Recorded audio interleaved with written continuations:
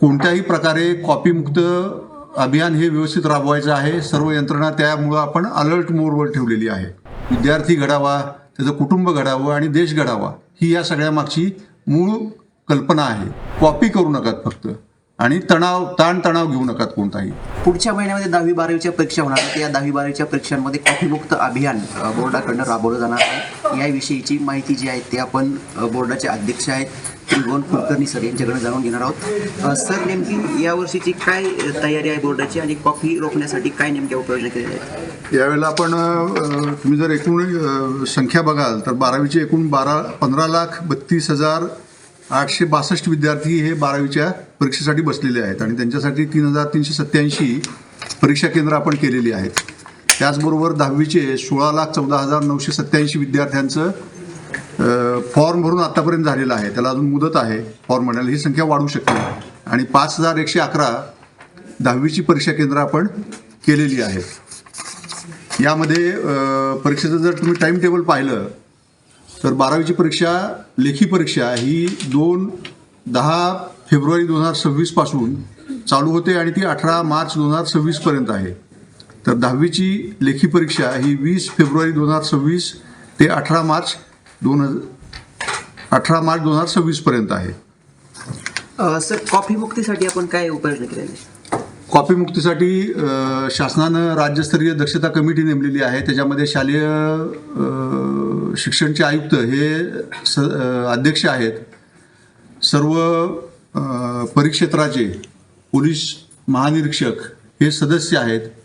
सर्व additional divisional commissioner हे सदस्य आहेत आणि प्राथमिक आणि माध्यमिकचे संचालक हे सदस्य आहेत. मी पण त्यामध्ये सदस्य आहे. तर राज्यस्तरीय दक्षता कमिटीची आम्ही परवा बैठक घेतली, ज्याच्यामध्ये सर्व जिल्ह्यांना अतिशय व्यवस्थित सूचना दिल्या गेलेल्या आहेत. कोणत्याही प्रकारे कॉपीमुक्त अभियान हे व्यवस्थित राबवायचं आहे. सर्व यंत्रणा त्यामुळं आपण अलर्ट मोडवर ठेवलेली आहे.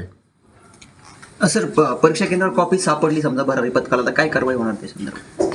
ज्या परीक्षा केंद्रावर गेल्या वर्षी घोषित केलं होतं त्यानुसार आपण कारवाई केलेली आहे. ती परीक्षा केंद्र रद्द केलेली आहेत. या येत्या परीक्षेमध्ये जर 10वी किंवा 12वीच्या परीक्षा केंद्रावर कॉपी सापडली तर ती केंद्र रद्द केली जातील. त्याच्यामध्ये आणखीन काही जर ॲडिशनल कारवाई करावी लागली तर ती पण केली जाईल आणि जे कोणी जबाबदार असतील त्यांच्यावरती जबाबदारी निश्चित केली जाईल. गरज पडली तर तिथं फौजदारी गुन्हे पण दाखल केले जातील. विद्यार्थ्यांच्या दृष्टिकोनातून आपण परीक्षेच्या विषयी विद्यार्थी प्रेशर घेतात परीक्षेचं, त्याच्यासाठी आपण काय उपाययोजना केल्या विद्यार्थ्यांच्या दृष्टिकोनात? मी माझ्या सगळ्या विद्यार्थी मित्रमैत्रिणींना असं सांगू इच्छितो, पालकांना सांगू इच्छितो, शिक्षकांना सांगू इच्छितो की ही जी सगळी आपली शिक्षण विभागाची यंत्रणा आहे ही विद्यार्थ्याला केंद्रस्थानी ठेवून तयार करण्यात आलेली आहे. विद्यार्थी घडावा, त्याचं कुटुंब घडावं आणि देश घडावा ही या सगळ्या मागची मूळ कल्पना आहे. त्यामुळं ही सगळी जी काही शालेय शिक्षण विभागाची मंडळाची ही सगळी जी काही यंत्रणा आहे ही विद्यार्थ्यांसाठी उभी राहिलेली आहे. त्यामुळं विद्यार्थ्यांना मी विनंती करतो, त्यांना आवाहन करतो की कोणत्याही परिस्थितीमध्ये ताणतणाव न घेता अतिशय तुम्ही जो वर्षभर अभ्यास केलेला आहे त्या वर्षभराच्या अभ्यासाच्या